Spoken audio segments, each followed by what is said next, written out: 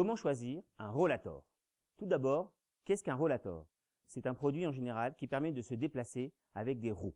Il existe soit un rollator 2 roues, 3 roues, 4 roues. Pour l'extérieur, vous avez le choix essentiellement entre deux produits.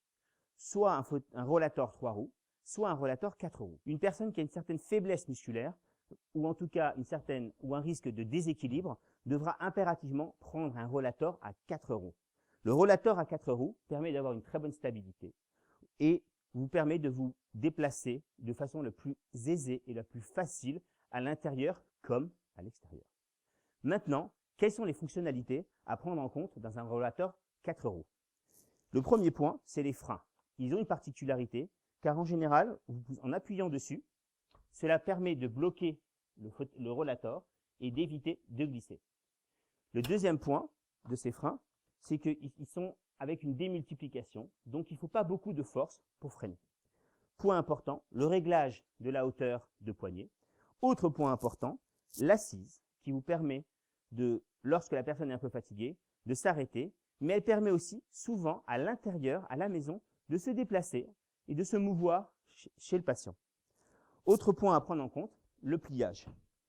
Certains rollators 4 roues comme celui-ci se plient très facilement, avec même les roues qui se relèvent et qui se mettent complètement dans un coffre ou dans un placard et qui vous permet de garder une certaine discrétion et une certaine vie quotidienne et une grande autonomie, aussi bien à la maison qu'à l'extérieur. Le dernier point à prendre en compte, c'est la question du poids.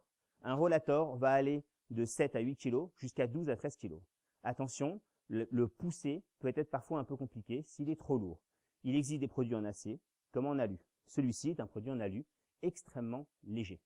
Je vous invite à bien prendre en compte la question du poids et des différentes fonctionnalités, le frein, les poignets, la hauteur et l'assise.